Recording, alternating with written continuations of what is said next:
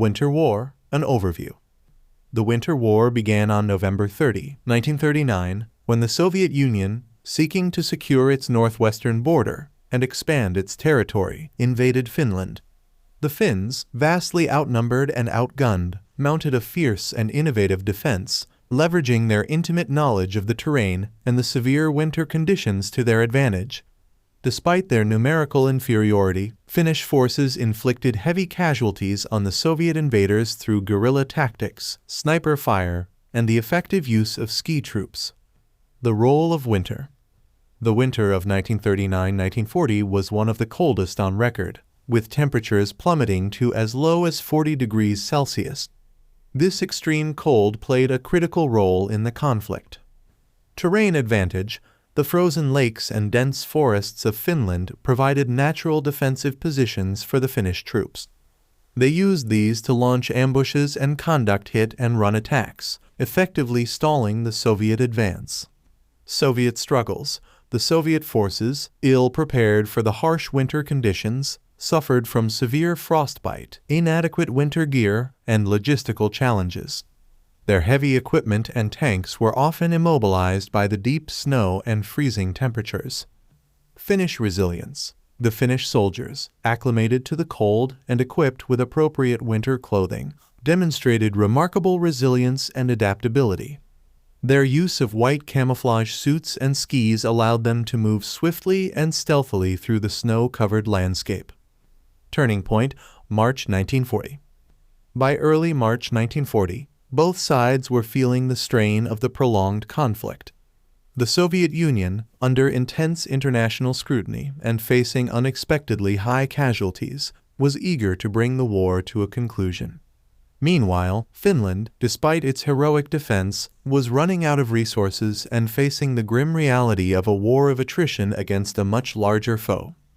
On March 5, 1940, Soviet forces launched a renewed offensive against the Mannerheim Line, a series of fortifications along the Karelian Isthmus. This attack, bolstered by reinforcements and a more coordinated strategy, began to break through the Finnish defenses.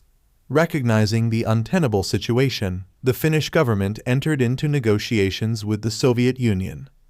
The Moscow Peace Treaty. The peace talks culminated in the signing of the Moscow Peace Treaty on March 12, 1940. The terms of the treaty were harsh for Finland. Territorial concessions. Finland was forced to cede approximately 11% of its territory, including the industrially important region of Karelia, to the Soviet Union. This area included Finland's second-largest city, Viborg. Population displacement. Around 400,000 Finns, or 12% of the country's population, were displaced as a result of the territorial losses. Military restrictions. Finland agreed to lease the Hanko Peninsula to the Soviet Union for 30 years as a naval base, further compromising its strategic security. Legacy and impact.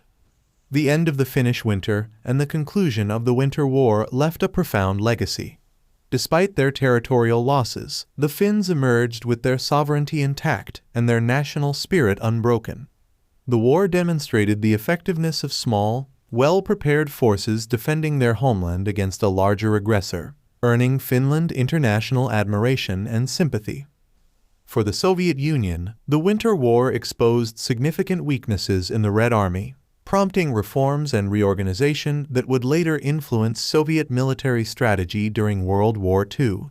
The high casualty rates and initial failures served as a stark lesson in the perils of underestimating an opponent and the importance of logistical and tactical preparation. Conclusion.